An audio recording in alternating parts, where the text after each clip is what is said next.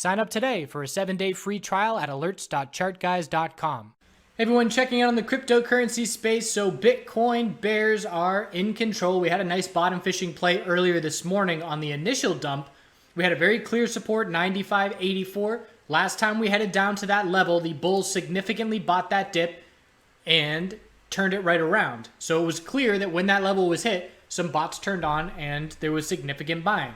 So we headed down towards that level this morning, and the most important factor for me as we headed to that level was that the Bitcoin hourly RSI was about 20, the 15-minute RSI was crushed, and the 5-minute RSI is crushed.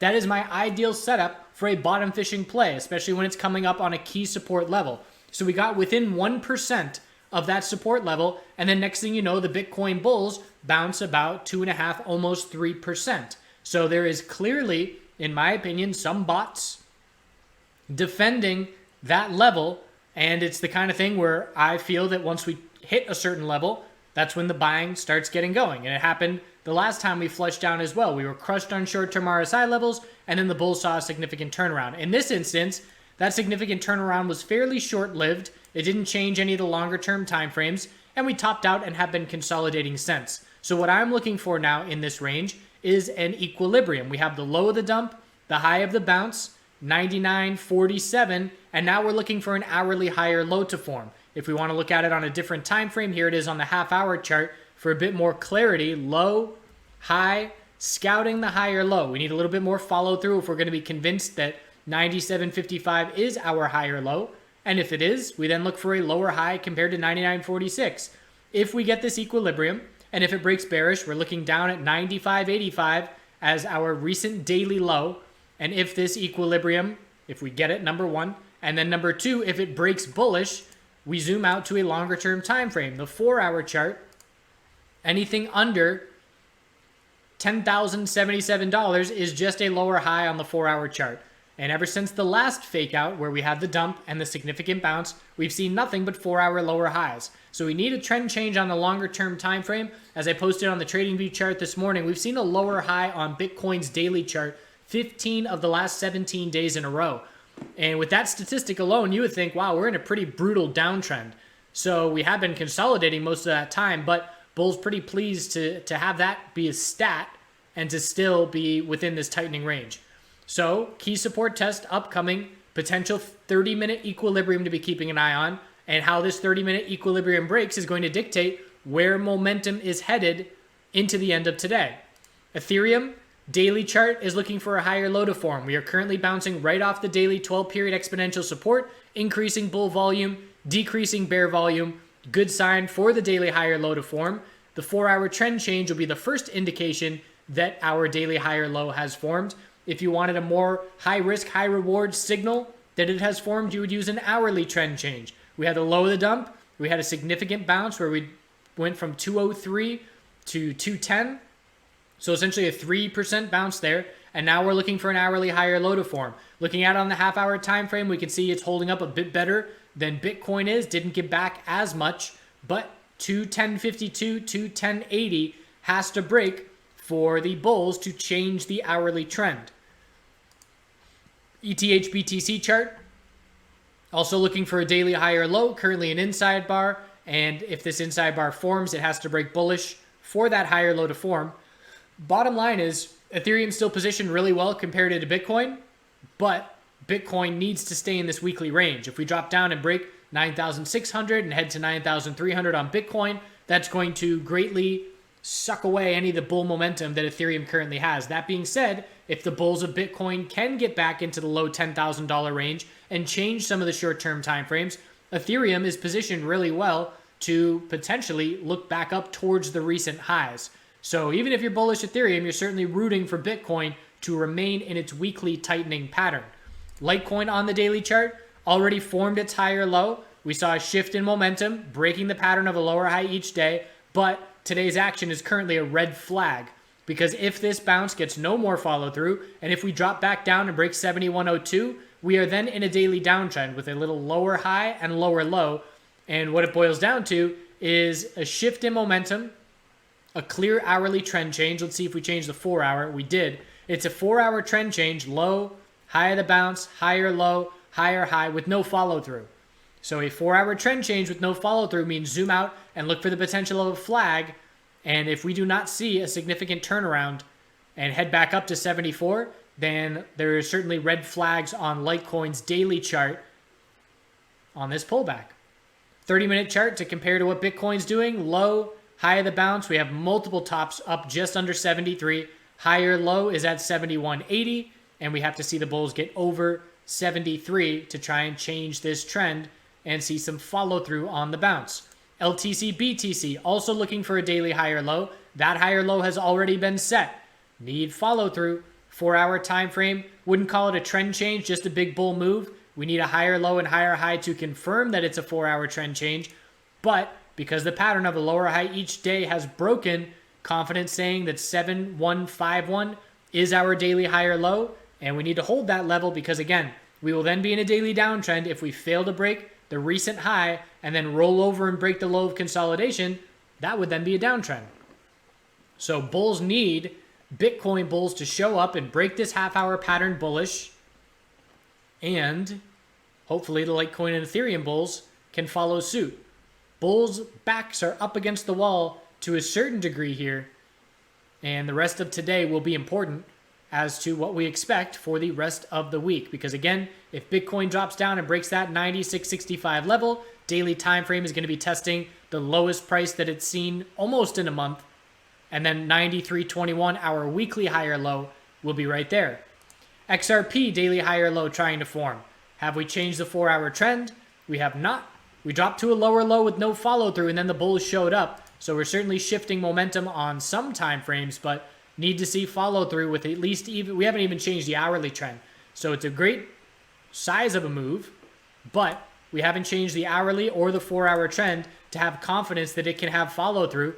If we do set a daily higher low due to the size of the pullback at this point, we'll just be looking for a daily lower high to form as the most likely scenario to stay in a tightening range at least into early October. But I need to see these bulls follow through up towards 30 cents or so to have enough space to stay in a tightening daily range. Binance, still no sign of the bulls, but we're watching a falling wedge pattern, and a falling wedge is when we see bear follow through, or I should say bear breaks with a lack of follow through. So if I'm looking at a downtrend resistance line that has a bunch of touches, and if I'm looking at an uptrend support line that has a bunch of touches, that certainly has plenty, and that certainly has plenty. So here we are. Bulls have to show up. We need a green day tomorrow to stay within this pattern, and anything under 23.17 will just be a daily lower high. But keep an eye on this pattern because that would be the first indication. If it could break bullish, it would be the first indication that our monthly higher low may be set. But again, bulls' backs are against the wall, and to keep this pattern a possibility, we need a green day tomorrow to bounce off of this support line yet again. EOS USD. So we have a little daily lower high and lower low here now. So we have lost the daily uptrend, which means zoom out to the weekly, and we're looking for the weekly chart to give us a higher low after the rejection from exponential resistance. Anything above 306 is a weekly higher low. If we can pull back, form that higher low, and then break 424, it'll be a notable trend change on the longer term weekly time frame. We'll then be very confident that our monthly higher low has been established. But at this point, we're just looking to see, can the bulls keep strength even though we broke to a lower low? Lack of bear follow through at this point on that support break. XLM giving back the majority of this bull move, still definitely looking for a daily higher low to form, but the bulls are struggling. I look at this hourly time frame and I wouldn't trade this name personally. The lack of liquidity is definitely concerning. If you have gaps on the hourly time frame, it's not fluid trading. Technical analysis is less useful, and I obviously want to have technical analysis more useful if I'm trading. 4-hour time frame, anything under 70 or 7 cents, 701 is a lower high. We topped out at 693 and we're heading back down towards support. Need to hold 652 and break 693 to change this momentum and give us the daily higher low. And we would certainly be looking for a daily lower high to form on that bounce, considering the size of the pullback at this point. 1 or 2 green days and 5 red days, certainly not ideal for any kind of continuation or follow through move. So bottom line is we have to see this 30-minute equilibrium for the bulls to have any hope.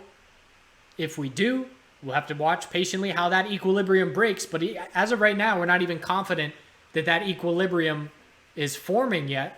If I had to bet, I would say yes, we are likely to hold 96.65 initially and bounce for a 30-minute lower high and see this range tighten.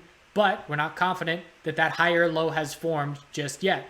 So Ethereum and Litecoin bulls will breathe a sigh of relief if this 30-minute equilibrium forms and breaks bullish on Bitcoin, keeping an eye on the falling wedge on Binance, and we'll take it from there. I appreciate you watching. We'll check back in the near term, as I do believe we will see some short-term developments within the next 24 hours that will be noteworthy as far as the likelihood of Bitcoin to be able to maintain its weekly tight pattern, or are we headed for a bear break? Thanks again. See you soon. Do good things. This is my buddy Lucky. I'm babysitting this week. Hey, go play. So started planting some perennial flowers for pollinators. There's still a bunch of bees and stuff around making use of them. So I got a bunch more plants that I gotta put in there, and then I'm gonna mulch it up. Onions are starting to sprout, but unfortunately so is all the grass that is still stuck in the horse manure that's still alive. So we got 3 rows of onions that I'll eventually thin out. Gotta weed that grass today, and then on the other half of this bed I'm gonna do garlic, which I haven't planted yet. I'll do that mid-October. Another little fall bed I got going. So dill on one side, then a bunch of kale, bunch of salad greens, and then radishes. And I'll thin this kale and salad about now. I like to overplant the seeds and then just thin them out and eat them as I thin them as little microgreens. And thanks to the help of Joshua, a TCG member, we're trading work for some mentorship. So he's put in a bunch of this manure, so these beds are all ready to go, and I'm gonna let them sprout the grass before I cover them to kill it after it sprouts. And I have a whole bunch more perennials to plant. So this is today's task, gonna plant these perennials. We also got elderberry and what is this, serviceberry. That's gonna get bigger than I thought it would, but I got a nice spot for it because I ran over one of the figs with a mower. And we got some honeysuckle. I'm gonna trellis this up the swing. So I'll start the honeysuckle on this side and I'll make it run up there and go across the top and then come down the other side. And I'm doing some trellising here. This is, I forget the kind of flower that it is, but it's a long drooping purple flower that I'm gonna climb up. And these things are pretty cool. They're meant for gutters, but they're pretty much just a brace or scaffolding for the plants to climb. So I'm gonna see if I can make it go all the way up the light post. Joshua also helped bang out weeding the rest of these blackberries and put a bunch of manure down and then covered it up with the mulch. And we're gonna have a lot more space than I anticipated, so we'll do a bunch of strawberries here, but then there's a bunch of space for other stuff. We'll let the raspberries have the whole, or I should say the blackberries have the whole second row. And then up on the third row, I'm gonna plant a couple trees, probably a pawpaw tree and a peach tree, which I'll have to do in a week or so once I get back from a little trip up north.